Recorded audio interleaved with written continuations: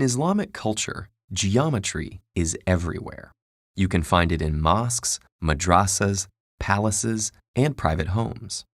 This tradition began in the 8th century CE, during the early history of Islam, when craftsmen took pre-existing motifs from Roman and Persian cultures and developed them into new forms of visual expression. This period of history was a golden age of Islamic culture, during which many achievements of previous civilizations were preserved and further developed, resulting in fundamental advancements in scientific study and mathematics. Accompanying this was an increasingly sophisticated use of abstraction and complex geometry in Islamic art, from intricate floral motifs adorning carpets and textiles to patterns of tilework that seemed to repeat infinitely, inspiring wonder and contemplation of eternal order. Despite the remarkable complexity of these designs, they can be created with just a compass to draw circles and a ruler to make lines within them. And from these simple tools emerges a kaleidoscopic multiplicity of patterns. So how does that work? Well, everything starts with a circle. The first major decision is, how will you divide it up? Most patterns split the circle into 4, 5, or 6 equal sections, and each division gives rise to distinctive patterns. There's an easy way to determine whether any pattern is based on 4-fold, 5-fold, or 6-fold symmetry. Most contain stars surrounded by petal shapes. Counting the number of rays on a starburst, or the number of petals around it, tells us what category the pattern falls into. A star with 6 rays, or surrounded by 6 petals, belongs in the 6-fold category. One with 8 petals is part of the 4-fold category, and so on. There's another secret ingredient in these designs, an underlying grid. Invisible but essential to every pattern, the grid helps determine the scale of the composition before work begins, keeps the pattern accurate, and facilitates the invention of incredible new patterns. Let's look at an example of how these elements come together.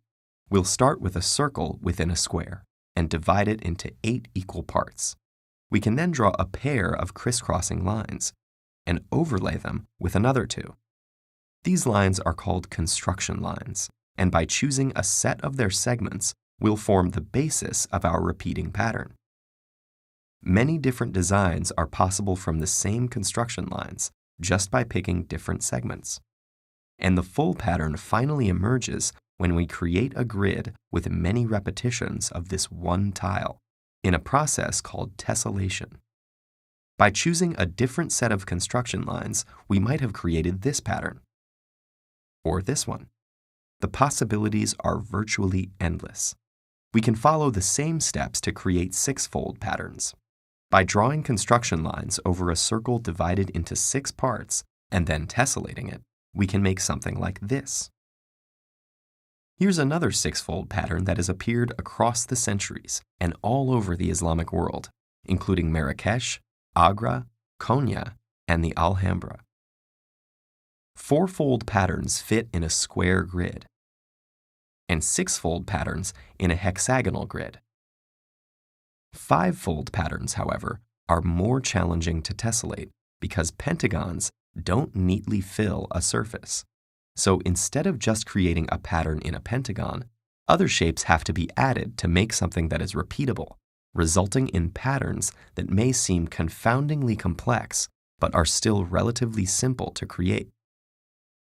Also, tessellation is not constrained to simple geometric shapes, as M.C. Escher's work demonstrates.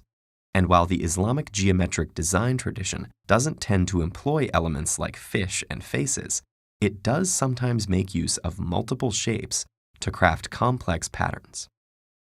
This more than 1,000-year-old tradition has wielded basic geometry to produce works that are intricate, decorative, and pleasing to the eye.